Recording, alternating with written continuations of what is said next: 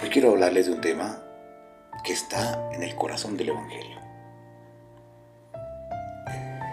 Hay palabras que nos generan reacciones inmediatas, palabras que nos cuestionan como cristianos y como seres humanos. La justicia social es una de ellas.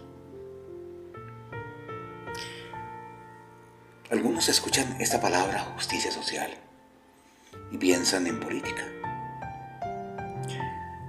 Otros la relacionan con ideologías. Otros la miran con desconfianza. Pero quizá estamos empezando la conversación por el lugar equivocado.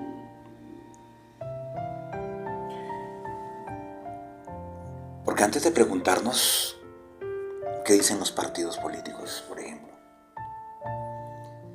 deberíamos preguntarnos primero qué dice la palabra de Dios acerca de la justicia social. Y cuando abrimos la Biblia, por ejemplo, vemos que ocurre algo muy sorprendente. Desde sus primeras páginas hasta las últimas, aparece siempre una preocupación por los pobres, por los huérfanos, por las viudas, por los extranjeros, por los hambrientos, por los débiles, por los que no tienen voz, por todos aquellos que son víctimas de la injusticia.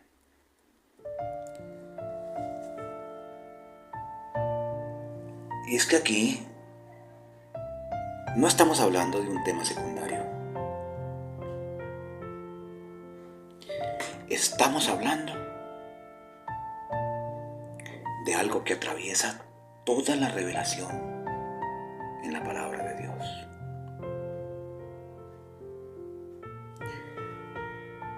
Moisés hablaba de ello. Los profetas hablaban de ello. Los salmos hablaban también de la justicia social. Jesús hablaba principalmente de ello. Y la iglesia nunca ha dejado de hablar de ello. El profeta Isaías, por ejemplo, decía: aprendan a hacer el bien y busquen la justicia y defiendan al oprimido. ¿Cómo lo ves? Por ejemplo, el profeta Amós también hablaba de la justicia social. Él enseñaba que el derecho debía correr como el agua y que la justicia debería ser un torrente inagotable. Miqueas, por ejemplo, él escribía algo muy lindo, decía: ya se te ha dicho lo que es bueno, que debes practicar la justicia, amar la misericordia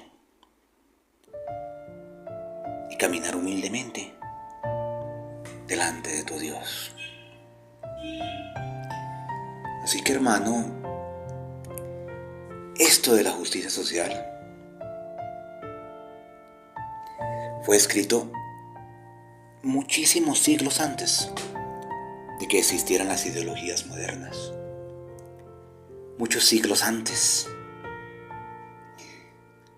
de los partidos políticos.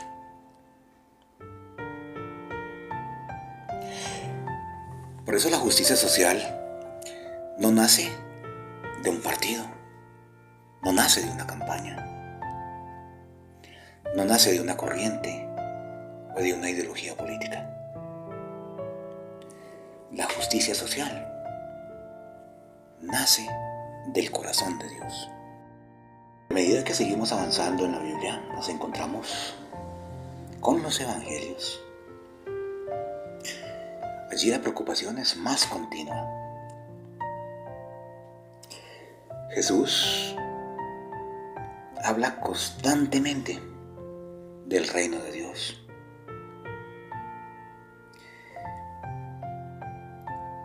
Pero ese reino de Dios no es una idea abstracta. Tiene consecuencias concretas, muy concretas. Por ejemplo, el sermón de la montaña de Mateo 5, 6, 7, que son el himno por excelencia de los evangelios. Declara bienaventurados a los pobres. Y Jesús también en muchas parábolas denuncia la indiferencia, defiende a los excluidos, se acerca a los marginados, come con los despreciados, toca a los, comillas, impuros, escucha a quienes nadie escucha y anuncia siempre una noticia, y precisamente la anuncia a los pobres.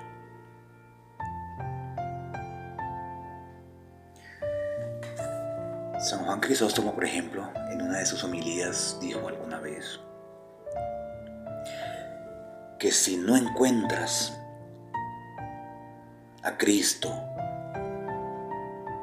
en el pobre a la puerta de tu iglesia, tampoco lo vas a encontrar en el campo.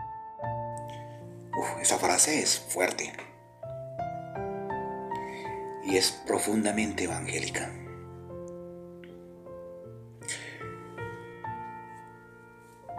Porque para Jesús la fe nunca fue una simple colección de ideas religiosas.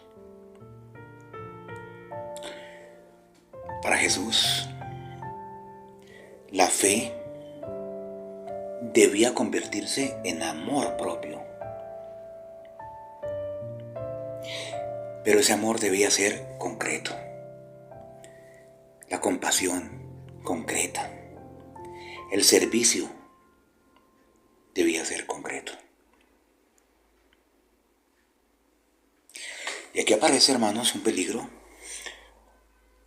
que siempre ha acompañado a los creyentes en la iglesia.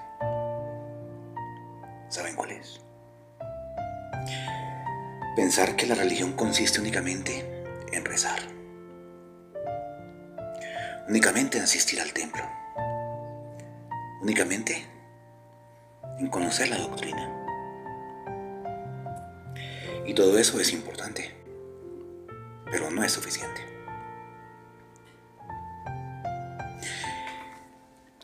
El mismo Jesús nos deja una escena impresionante en el capítulo 25 de San Mateo. Nos pregunta no nos pregunta cuántos discursos y discusiones ganaste, o cuántos discursos religiosos escuchaste, o cuántos ritos seguiste, o cuántas reuniones fuiste. Jesús allí nos pregunta algo mucho más incómodo y cuestionante. Y nos dice: tuve hambre, tuve sed, era forastero, estaba enfermo, estaba preso. Y al final concluye con una frase impactante. Nos dice: lo que hicieron con uno de estos pequeños. Conmigo lo hicieron. Ahí, mis hermanos, es donde está el corazón de la justicia cristiana.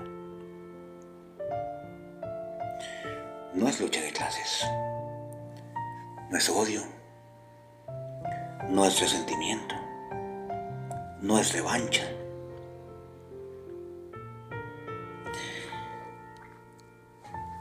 Es reconocer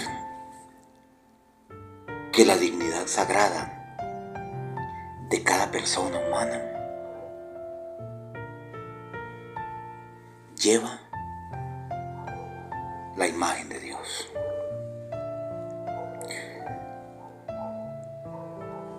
San Basilio de Cesarea decía, por ejemplo, el pan que guardas pertenece al hambriento. Otro padre, Ambrosio de Milán, decía, no das de lo tuyo al pobre,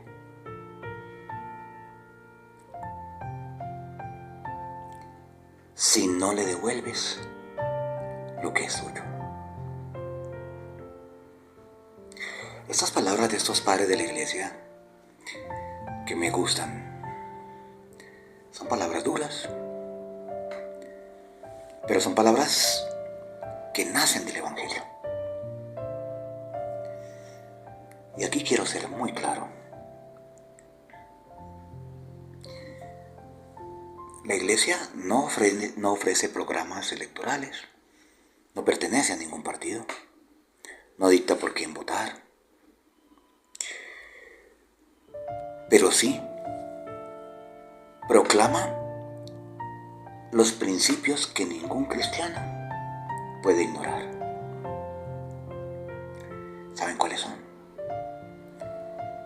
La dignidad humana, la justicia, la solidaridad, la defensa por la vida, el destino universal de los bienes, el cuidado de los más vulnerables y el bien común. Porque la fe, cuando se olvida del pobre, se rompe. El Evangelio se rompe. Cuando la oración nos aleja del sufrimiento humano, algo del Evangelio se pierde.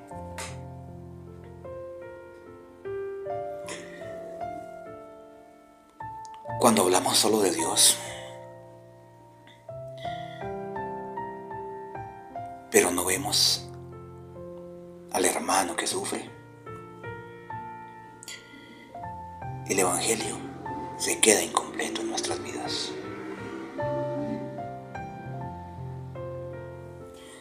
Y es que la justicia social no es una moda, no es un invento moderno, no es una ideología que vino a añadirse al cristianismo en los últimos siglos. La justicia social es una consecuencia natural del Evangelio. Porque Dios, por ejemplo, en la Biblia, siempre escuchó el clamor del oprimido. Y sus profetas siempre denunciaron la injusticia. Y Cristo siempre se identificó con los más pequeños, con los más pobres, con los sufrientes.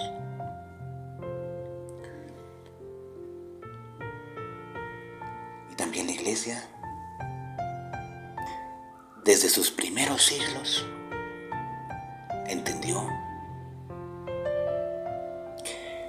que amar a Dios y amar al prójimo nunca pueden separarse. Por eso, mi hermano, Cada vez que tú alimentas al hambriento, cada vez que acompañas al que sufre, cada vez que defiendes al débil, cada vez que consuelas al olvidado, o cada vez que levantas tu voz frente a una injusticia, no estás alejándote del Evangelio.